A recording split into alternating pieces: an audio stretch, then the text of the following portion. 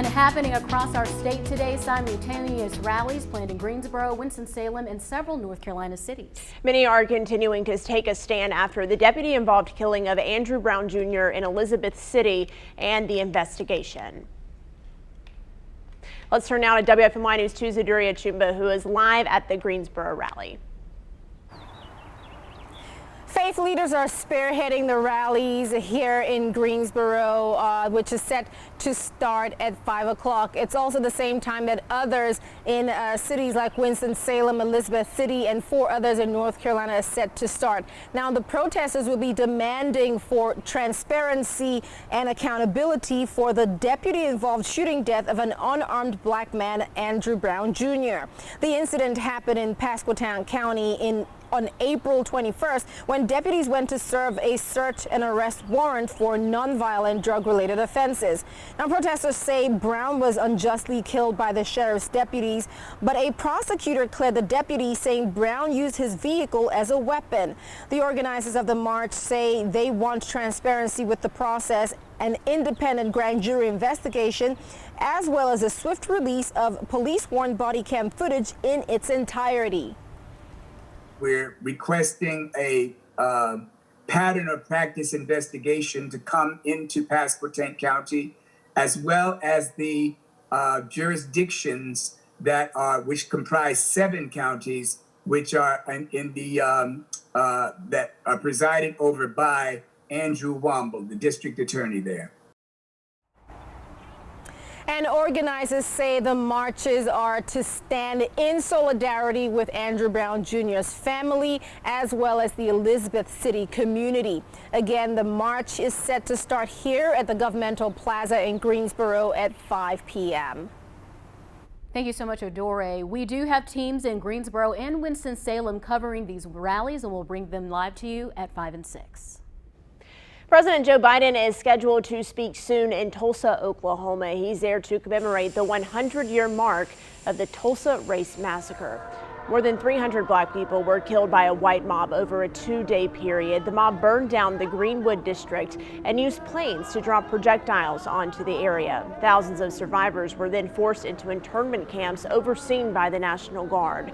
During his speech this afternoon, President Biden is expected to reveal a plan to help narrow the wealth gap while reinstating in underserved communities by expanding access to home ownership and small business ownership. Let's get to your news of the day with your 4 to 5 roundup. State leaders are unveiling a proposal to help get people back to work as more restrictions ease. House Bill 128 will transform the state's federal pandemic unemployment benefits into back-to-work bonus by offering people $1,500 bonuses if they can get back to work in the next 30 days. If someone can get back to work in 60 days, the bonus is $800.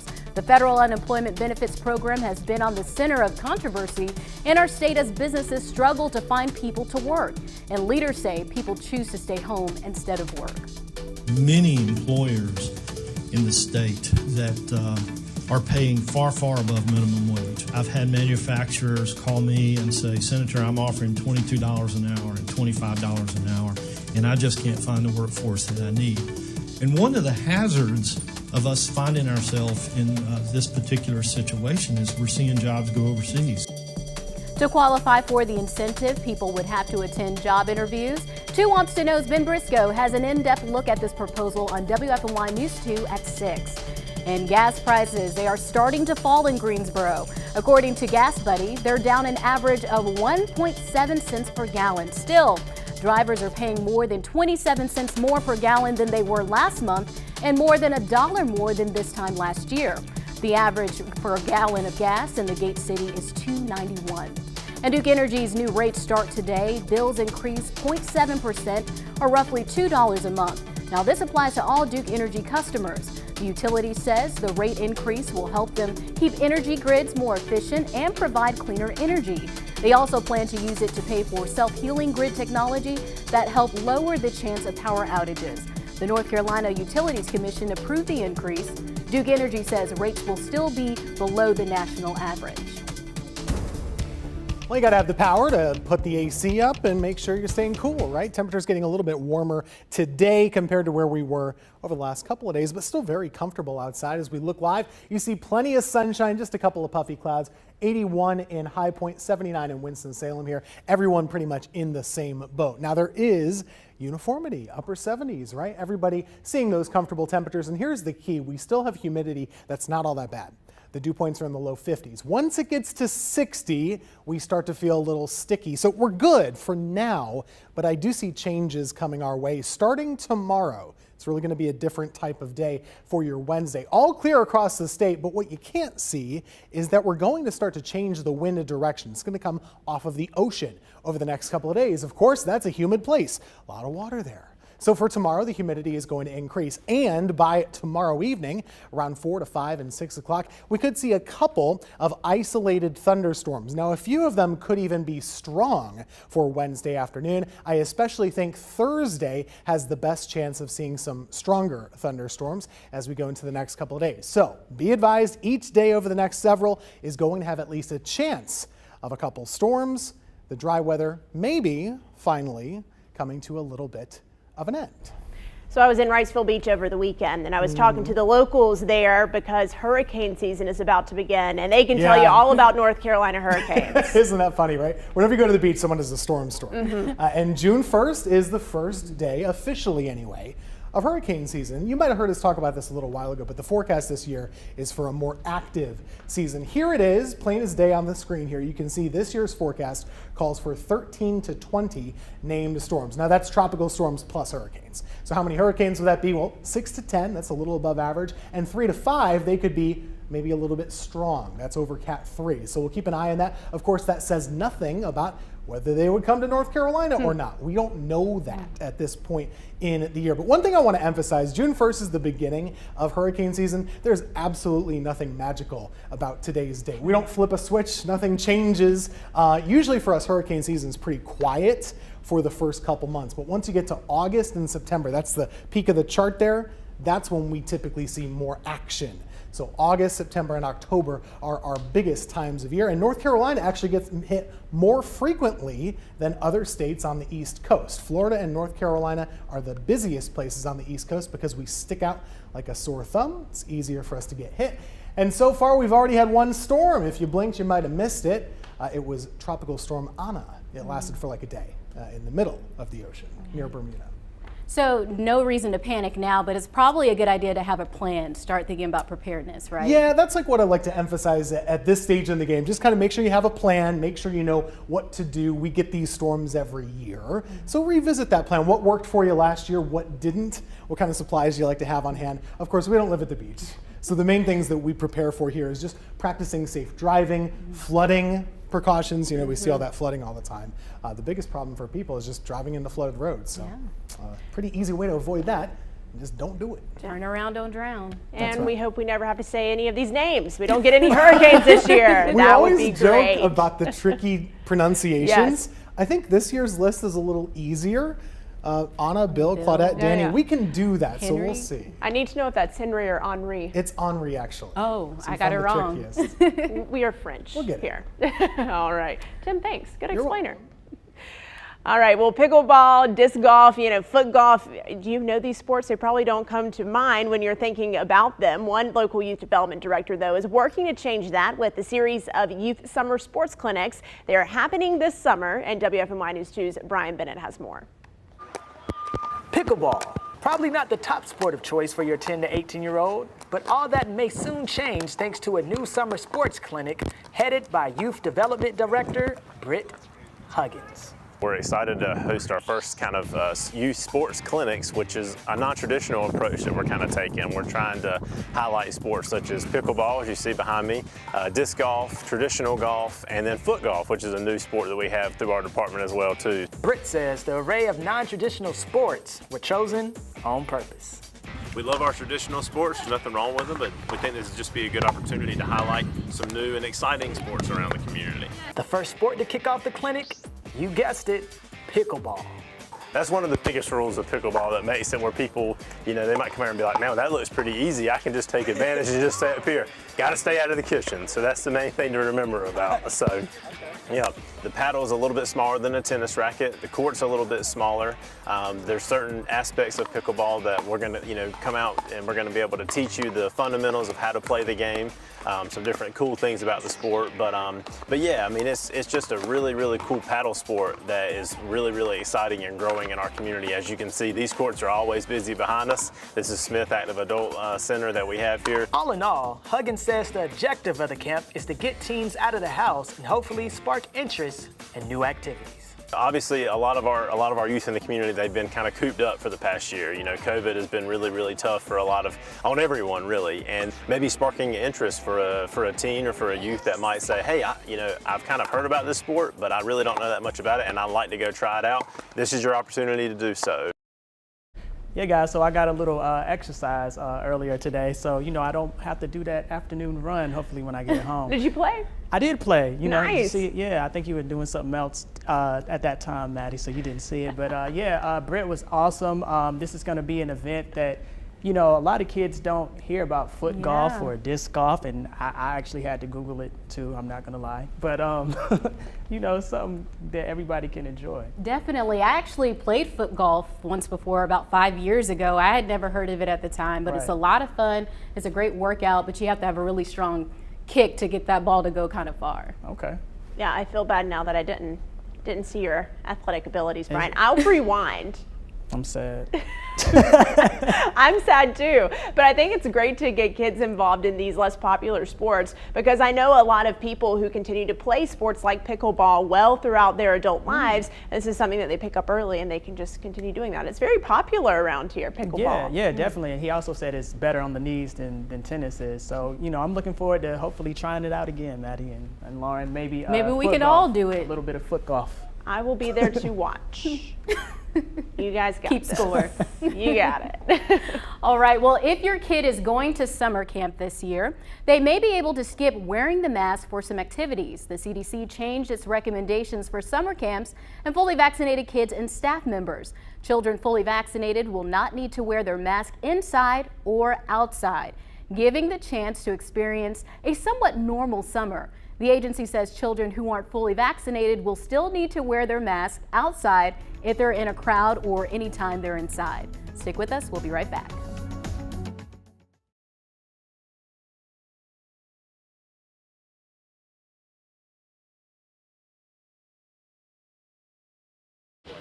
Who?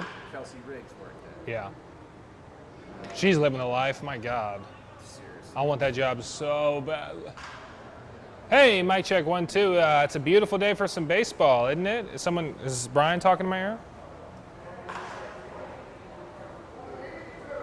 Yeah, Maddie and Lauren, a beautiful day for some. Who is that? Brad? Yeah. Oh God, that's whenever Brad talks in my ear, it's a harassment.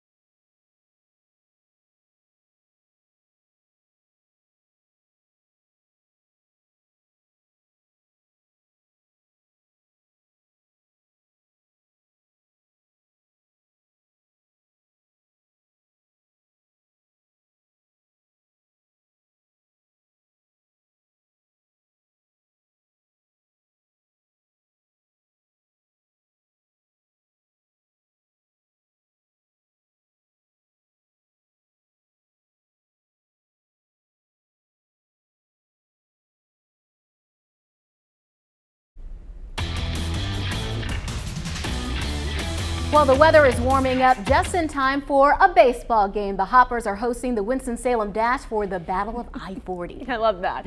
Our very own WFMY News 2's Luke Liddon is live out there for us. Luke, a great night for baseball, but also a chance to renew this rivalry between our two cities.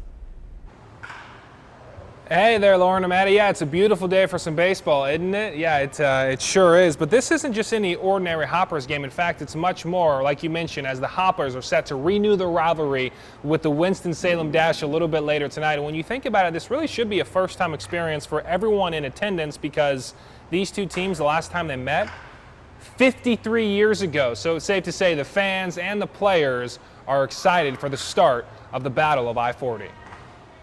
Baseball, minor league baseball has never been about that. And to have that is a great addition to, what you already sell. And what you already sell is fun, affordable entertainment. And then on top of that, we actually have two teams playing that let's beat the Dash. Let's show them that Greensboro is better, What is Greensboro? 25 minutes away?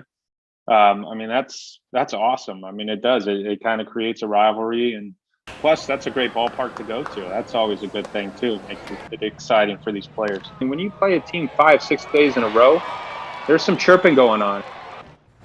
Oh, yeah, you better believe there might be a little bit of chirping going on throughout this 6-game series. And like Donald Moore mentioned, usually minor league ball is about the atmosphere, the promotions, the specials, things of that nature. But tonight, with this series and this rivalry being renewed, it's actually a little more exciting to pay attention to what's going on the field because we know bragging rights will be on the line, especially between these Hoppers fans and Dash fans. Not to mention, it is also $2 Tuesday, so just more incentive for all of you to come down to the ballpark tonight for Game 1 of this 6-game series between the Hoppers and the Dash. But if you can't make it out tonight, don't worry, I'll have all of your highlights later tonight right here on WFMY News 2 at 11 o'clock. Can't wait. Yeah, and if you were watching the 4 to 5 last week, you know that the mayor of Greensboro, Nancy Vaughn, and the mayor of Winston-Salem, Alan Joynes, they made a little friendly wager. A little wager, the donuts and the jeans, right? Well, Tim, how's the weather looking for tonight's game? Is it going to hold up? Yeah, I want to have a little competition right now. So we're going to see which city has the better temperature right now. So we're going to start out with Winston-Salem, all right? This is going to be the first one. Winston-Salem sitting right now at 79 degrees. 79 degrees in the Twin Cities. Well, what about Greensboro? Well, are we up to par? No, not right now, actually. Just 78. So Winston-Salem, you can say they're up by 1 at the moment. Either way, both cities have great weather for tonight's game. I expect the first pitch temperature to be right around the upper 70s, kind of like we are right now. Now, by tomorrow, we'll start to see a better chance of a couple showers, maybe a thunderstorm. That is by your afternoon. But in the meantime, all systems go for a beautiful ball game tonight. Partly cloudy, 78. We'll have your 7-day coming up in a few minutes.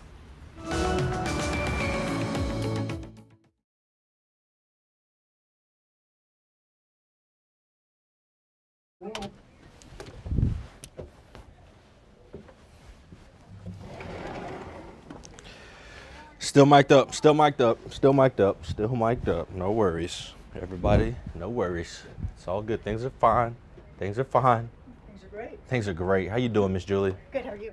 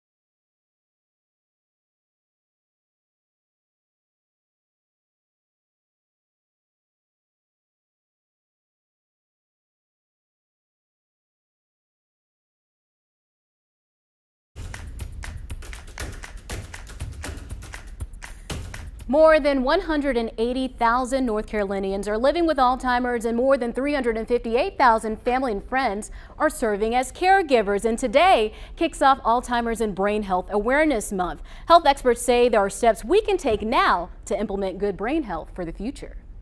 It's important to remember that what's good for the body is good for the brain. With COVID-19 vaccines rolling out and health restrictions lifting, many Americans are looking forward to resuming their lives like they did pre-pandemic. Christine John Fuller with the Alzheimer's Association in North Carolina is encouraging others to make brain health an important part of their return to normal. We've had this unprecedented year of stress and anxiety that can cause multiple different health conditions, including damage to the brain. Just the stress and anxiety alone can promote inflammation in the brain and possibly other damaging conditions. This includes Alzheimer's and other forms of dementia. She says recommitting to brain health basics like diet and exercise can protect cognitive functions, as well as unplugging and disconnecting. Technology has dominated our world in the last year, which has been a great thing to keep us connected, but it's also been something that we haven't been able to pull away from and has caused fatigue. In addition to limiting screen time, John Fuller says volunteering and helping others is good for the brain. There are studies that show that the helping other individuals that may be going through difficult times can be a very positive health benefit from that standpoint. Research shows that helping in a crisis can alleviate stress and anxiety. So John Fuller also says as people return to normal, go at your own pace, take little steps, and to get out and about and to control the stress before it controls you. They are going to have a 7-part series of virtual classes to talk about healthy eating, yoga, and I'll have all those details on our website. Yeah, that's perfect. I love that we're having this conversation, and I love that almost every year when we start talking about Alzheimer's awareness and we talk about these benefits for Alzheimer's associations, we're hearing about new research that's being done and new developments that are being made in the fight against this. And I love what she said, what is good for your body is also good for your brain. That's something I never really thought of before. Absolutely. And this is a subject that is near and dear to my heart. I had a couple members of my family that suffered from Alzheimer's, and I just wanted to stress the importance of the African American community being a part of these type of projects, being a part of the research so we can get ahead of and possibly try to prevent more diagnoses in the future. Absolutely, Jalen. And I like when we talk about brain health for the future. When we talk about Alzheimer's, a lot of times we talk about the older population, but there's things we can do now to better our brains, whether it's exercising, swapping out some of our comfort foods for more healthy foods. And again, we will have those details online. I love that. Before we head to break, moment of appreciation for the table, yes, being back, and being closer to both of you. Hi, friends. 4 to 5 is heading to break. We are live on Facebook, and we're chatting with you in the comment section. Come talk to us. Let's have some fun.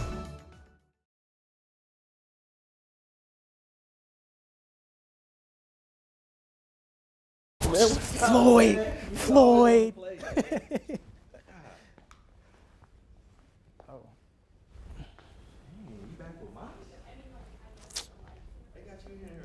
I think we're doing C-Tech.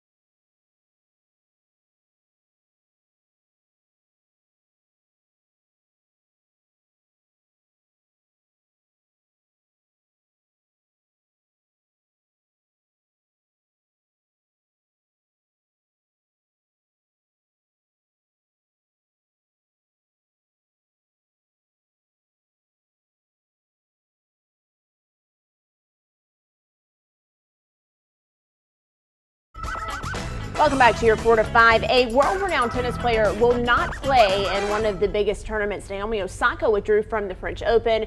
She says that she's taking some time away from the court for her well-being. Yeah, and it has everyone talking, from the sports world to mental health professionals. Isn't that right, Brian? Yeah, absolutely. So, you know, without any further ado, we're going to jump into our tag board here. We asked you guys the question via our Facebook page. Let's jump right on in. Bobby says, I don't think so. The words that come out of their mouth could be from the depression or mental illness and not what they really mean to say. So the question that we asked was basically, should athletes be required to do press if they're suffering from mental illness? So these are the responses. David says, if it's in their contract, yes. While the next user says, no, and shame on those who require it. If that was the case, none of them would talk. That's from Mark. And lastly, Thomas says, why is speaking to the media so important?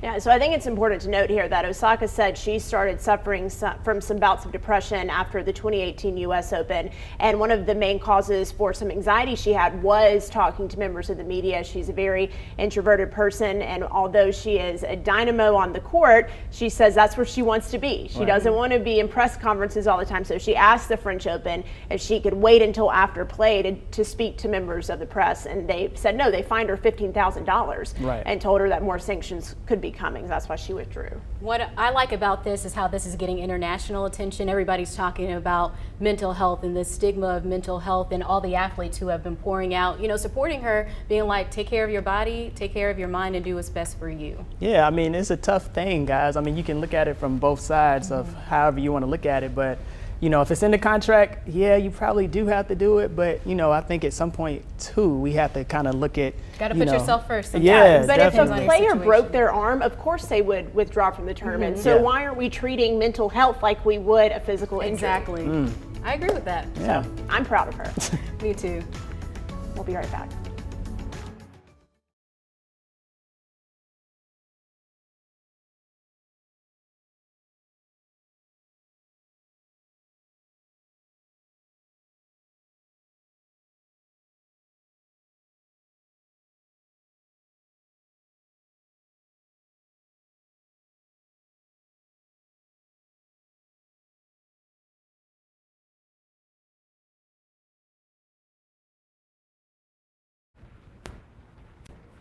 Hey guys, ice cold milk and an Oreo cookie, they forever go together like a classic combination.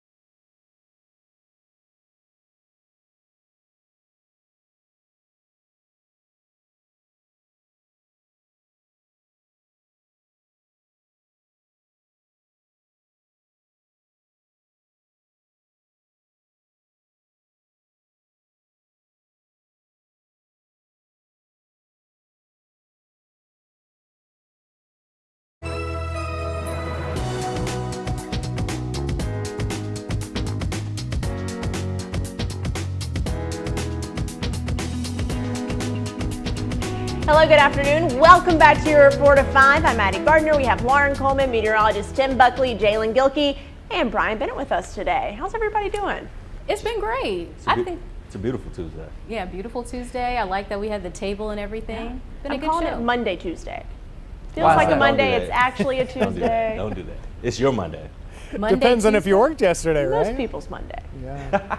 Oh yeah, we were at work yesterday. Yeah, some of us were Yeah, we had to work. Oh, I'm sorry. Not all It's got a us little got to awkward, relax. actually. It is awkward Listen, now, you isn't can it, too? request the day off too. I'm not special, Tim. Let's get to the news. That's you, Lauren. Good idea. All right, let's get to your 4 to 5 roundup with some of your headlines. A ransomware attack on the largest meat company is disrupting production. The Brazilian meat processor JBS told the U.S. they received a ransom demand from criminal organization most likely out of Russia. JBS has processing plants across the country. White House Principal Deputy Press Secretary says they are engaging directly with Russian government about this matter. Now, the USDA alerted several major meat processors in the nation to alert them to the situation. And Moderna officially asked the FDA for full approval of its COVID-19 vaccine. Right now, the vaccine is being given under emergency use authorization. Since it was given the green light by the FDA in December, more than 124 million doses have been administered in the United States. Last month, Pfizer applied for full approval of its shot as well. Both companies asked the FDA to fast-track the application process, meaning it could be approved within 6 months rather than 10. And the World Health Organization is working to simplify how we refer to coronavirus variants. So instead of confusing letters and numbers or shorthand writing that puts emphasis on where the variants were first discovered, they'll be renamed using the Greek alphabet. For example, the B117 variant, known as the UK variant, will now be known as Alpha. The South African or B1351 variant will be called Beta. The new names won't officially replace the scientific names, but what the WHO says, they're making the change to avoid fueling stigma towards nations where the variants begin. Aside from the renaming of coronavirus variants, Dr. David Priest with Novant Health says we should not be alarmed by these mutations of the virus. He adds the vaccine will help us fight against current variants and any others that may be discovered. Current vaccines seem to be holding up well against variants. Now, in some cases, the immune response people have to that particular variant isn't quite what it would have been, but still seems to be adequate. So the good news is vaccines seem to be working. Doesn't mean a variant couldn't develop that the vaccines were not as effective for, but right now they seem to be working. And then companies are even working toward variations in vaccine to address these things, or vaccines that work in a different way that would protect us. Dr. David Priest with Novant Health says he does not foresee a widespread spike in cases after the Memorial Day weekend. He does predict the possibility of smaller groups of cases where people who are not vaccinated may have gotten together. And we've seen the lower numbers that Dr. Priest just mentioned. This graph shows the new daily cases in our state. So the state is reporting just 268 new cases in the past 24 hours. But it's important to note holidays tend to have very low numbers. Even last week, though, our numbers were in the 700 and 800 range. We haven't topped 1,000 new cases in 10 days, which is a very big improvement. To mark the progress that has been made in the fight against COVID-19, Novant Health is hosting a series of what they're calling Welcome Back Street Festivals. It's happening across North Carolina. They're hosting 3 free events, one in Charlotte, one in Wilmington, and one in Winston-Salem on 3 different dates in July and August. The festivals are aimed to honor healthcare heroes and support local businesses. For a list of dates and locations, you can visit our website. That's WFNYnews2.com. And starting today through June 8th, the Guilford County Department of Public Health will give $25 cash cards to anyone who comes to get their first dose of a COVID vaccine. Plus, anyone who drives someone to a vaccine appointment will also get a $25 cash card. The card incentives will only be available at the Guilford County Greensboro Coliseum vaccination site. They are not going to be distributed to people who book their appointments through Cone Health, so just keep that in mind. The $25 summer cash card is part of North Carolina's campaign to safely bring summer back by getting more people vaccinated. Oh, yesterday and today sure have been nice. hard to beat it. Low humidity still, pleasantly warm, no rain chances to worry about, although we could use it. The sun is shining very nicely in Winston-Salem at the moment. 79 degrees over there. In Greensboro, we're sitting at 78 degrees. This is very wrong. It is not cloudy. I don't know why it's saying so, but I'll look into it. You can see for yourself. It's sunny, isn't it? Across the region, some folks in the low 80s, others in the upper 70s. If you're up on the Blue Ridge Parkway today, it's in the upper 60s. It's a little cooler up there. The key to your comfort, though, is always the humidity. Right now, that humidity is still very, very low. Dew points are in the low 50s, but that will be changing beginning tomorrow. Meantime, of course, big ball game tonight. Can you imagine? The Hoppers and the Dash playing for like the first time ever. It's incredible. Over 50 years. I hope you can catch it downtown, because this is the only night of the week I can guarantee you it's absolutely dry. Reason being, you see this little action down here? This is the beginning of what's going to be a moistening trend. We're going to get a little bit more humid each of the next couple of days, and that does begin for tomorrow. Now, once we start to increase the humidity, we're going to start to see some pop-up showers and storms. This is tomorrow afternoon. It's a low chance that you'll get hit, but there will be some around the area. And a couple could be strong. We'll be watching that as well going into Thursday of this week. I think that'll be our best chance of getting rain. And there's a bit of a severe weather concern for Thursday as well. We'll dive into this in a little bit more detail in a few minutes and show you that 7-day forecast. All right, thanks, Tim. Well, the High Point Rockers are splashing into summer with a new splash pad. The splash pad in Blessing Park at Truist Point is just beyond the center field fence. It is a 7-foot tall climbing rock with a water feature that has 14 different elements, a dog run, and so many other activities to make this summer fun for families at the Rockers Stadium. That splash pad is going to be open during non-game hours as well, so everyone can come out and enjoy.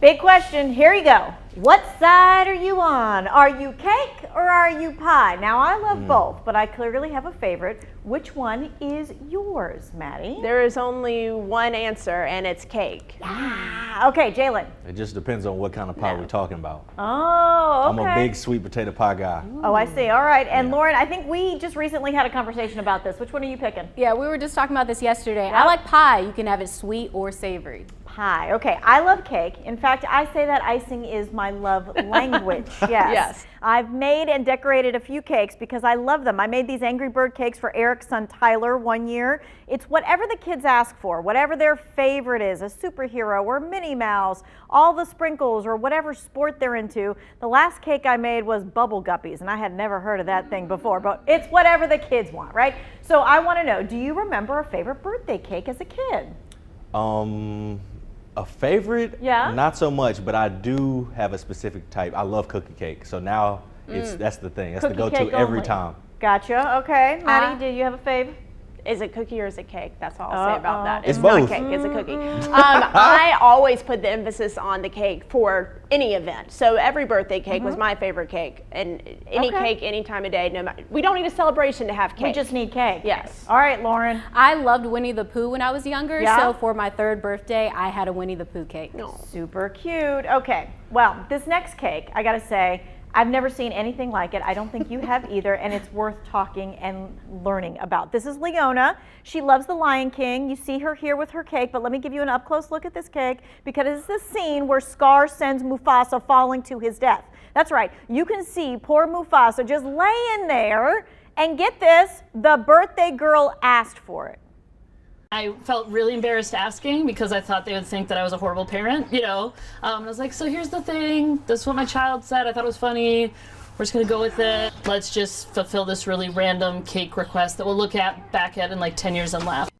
Okay, now get this. Leona wanted the sad scene for her cake because she says everyone would be so sad at the party that they wouldn't want to eat the cake and she'd have it all to herself. Aww. Yes, I'm thinking yes. Yeah. She's a forward thinker. She is. I mean, I've never heard anything like it before. Have you? I think I am Leona. Yeah, I was about to say this might be like your reincarnation. I need to meet her. All right, I'm going to leave you with one last little tidbit about cake. Here we go. The reason why we put candles on a birthday cake, well, they say it dates back to 18th century Germany. On the morning of a child's birthday, there would be a cake with candles adding up to the kid's age +1. The extra candle was called the light of life, representing the hope of another full year lived.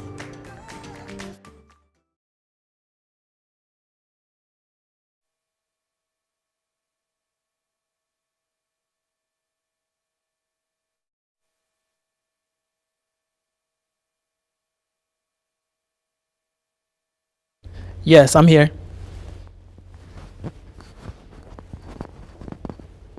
Okay.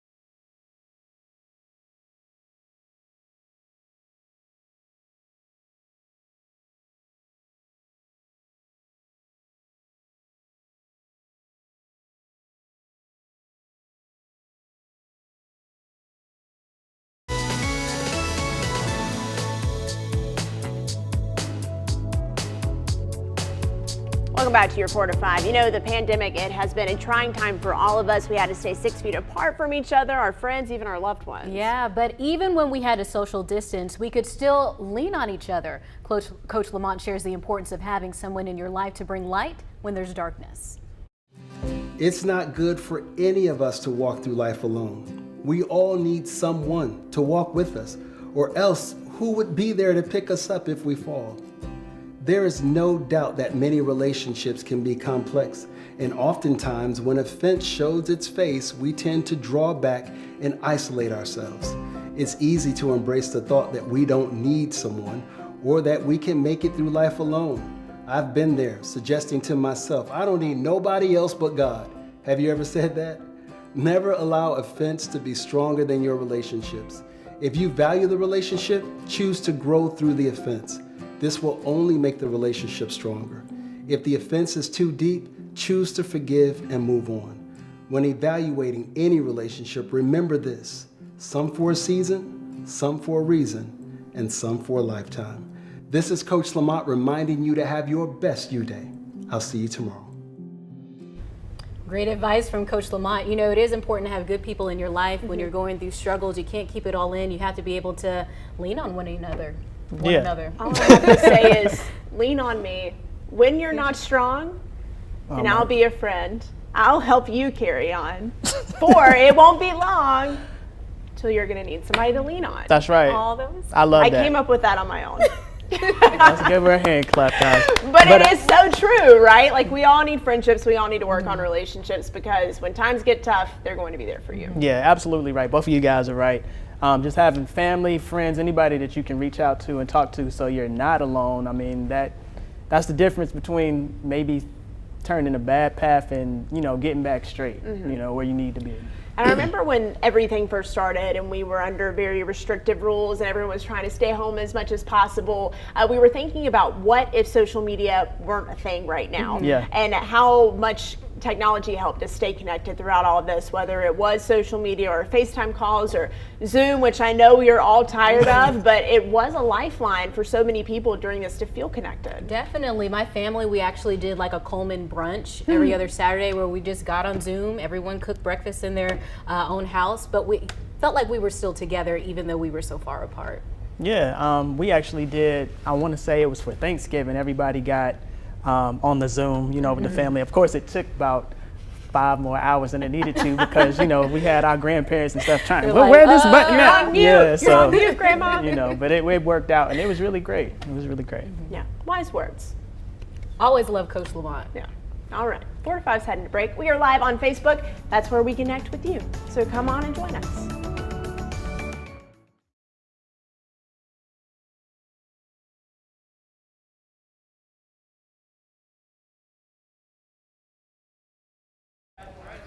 Where? Somebody, who was this? Miss Brenda was talking about.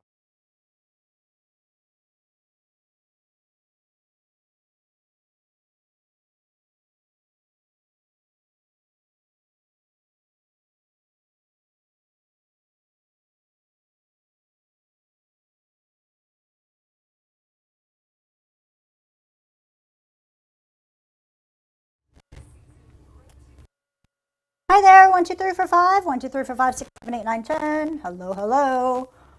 Brad.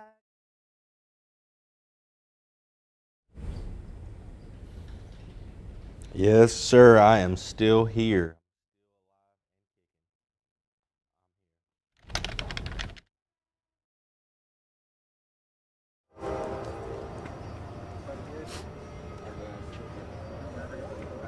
All right, great. So who's going to be speaking today?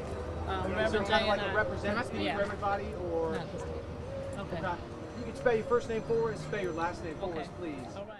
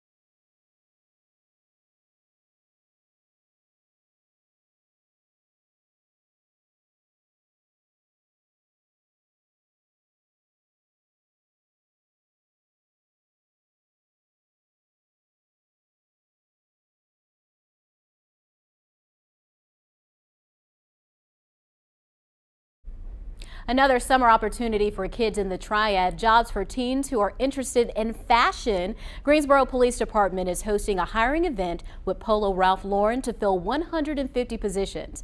The event will be at the International Civil Rights Center in downtown Greensboro tomorrow from 4 to 7 p.m. This opportunity is for teens 16 to 19 years old. You can find more information on WFNYnews2.com. Big news today out of UNCG. The university announced last week it's going to offer a new PhD program starting in the fall of 2022. And the average starting salary for someone with this PhD makes the program well worth looking into. WFNY News 2's Jalen Gilkey went to campus to learn more about it. Well, what's better than 29 PhD programs? Well, how about 30? Recently, UNCG announced it will add computer science to the already impressive list of PhD programs. I spoke with John Kiss, the Dean of the College of Arts and Sciences, about what this means for the university. It fulfills a very important state need there's a lot of interest in computer science. People who get PhDs in computer science could get jobs immediately, both in academia and in the business world. There's just a great need for doctorates in computer science. People who received a PhD in computer science on average bring in $88,000 a year in North Carolina. There's such a need, there's so many applicants within the state that the existing programs can't accommodate them, so they would welcome the addition of another one sort of to make sure that the state has a good supply of PhDs, doctorates in computer science. As of right now, there are only a handful of universities in our state that offer a computer science PhD, and those are NC State, Duke, and UNC Chapel Hill. That's exciting because I feel like when you do have one of these programs in the Triad, whatever area it's in, it will attract people in those fields to come here. And that's one of the fastest growing industries in tech, and having that degree is impressive and will get you a job. Fast growing industry, and almost every business or organization has some type of tech involved in it. So it is an important educational background to have. Yeah, it's absolutely a doctorate that can apply to all fields. And I was speaking to Dean Kiss about it, and I was just saying how perfect of timing this is because the new Apple campus is coming toward the Triangle as well. So another way for the state to keep our great talent here and then send them off into the workforce and boost our economy. And if you look at those other North Carolina universities that have this program, State, Duke, UNC, they're in Research Triangle Park. So maybe we can start getting some attention from those companies as well here in the Triad. That would be awesome. That'll be great for us. Cool stuff. $88,000 a year ain't Can't bad. beat it. Well, you can beat it, but it ain't bad.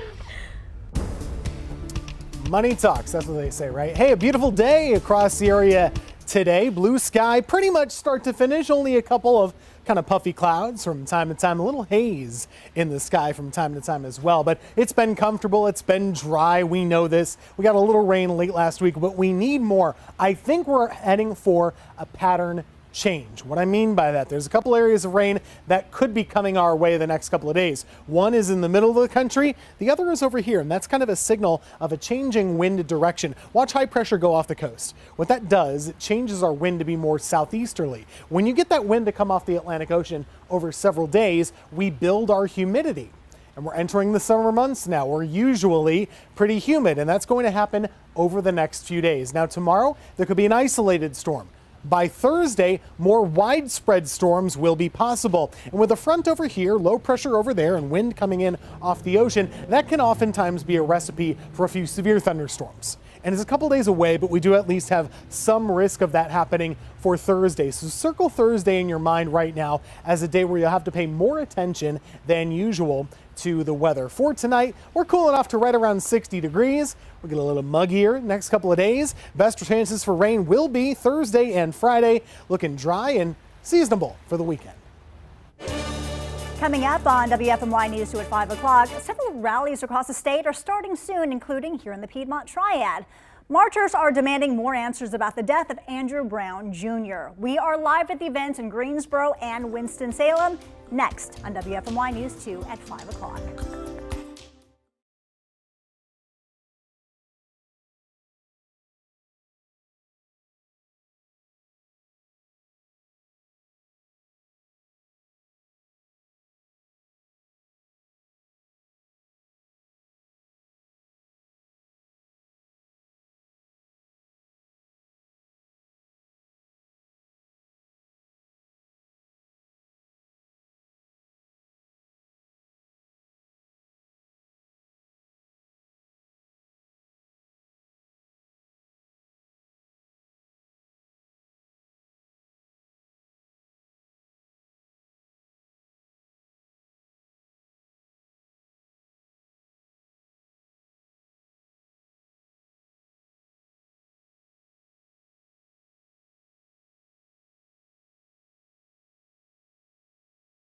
History.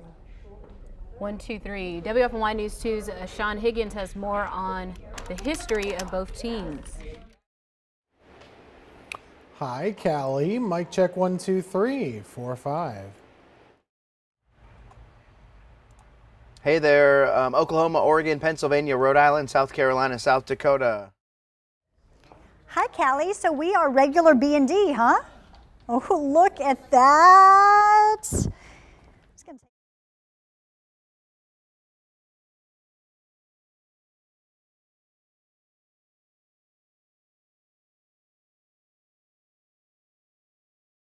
The convening group in Greensboro originally was the Pulpit Forum in conjunction with the Beloved Community Center and others. So Reverend Wesley Morris, who's the vice president of the Greensboro Pulpit Forum, is here in the absence of our president.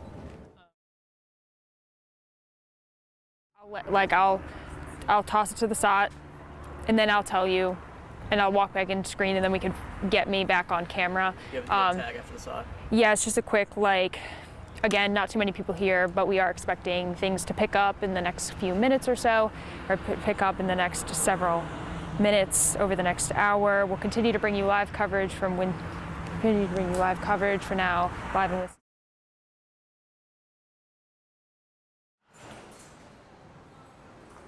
Take me out to the ball game. We are live here for the Hoppers and Dash. 53 years in the making. We can smell some popcorn. It smells really good. Maybe we'll get some. Who knows?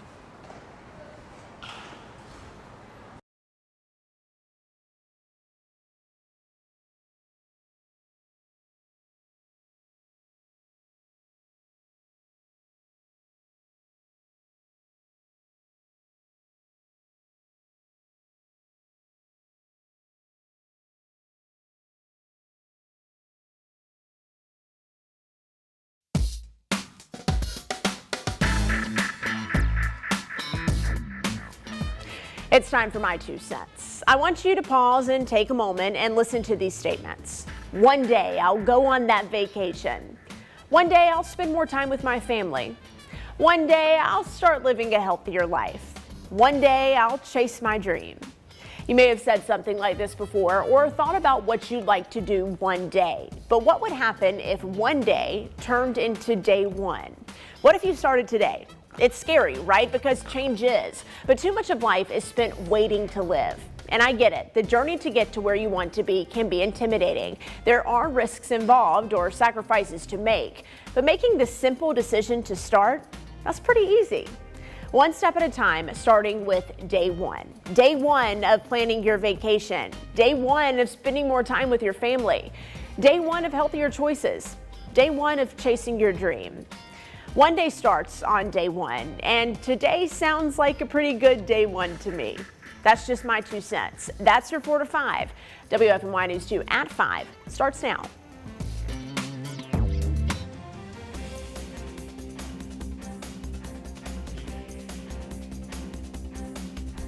Happening right now, rallies are getting underway in 7 North Carolina cities, including Greensboro and Winston-Salem.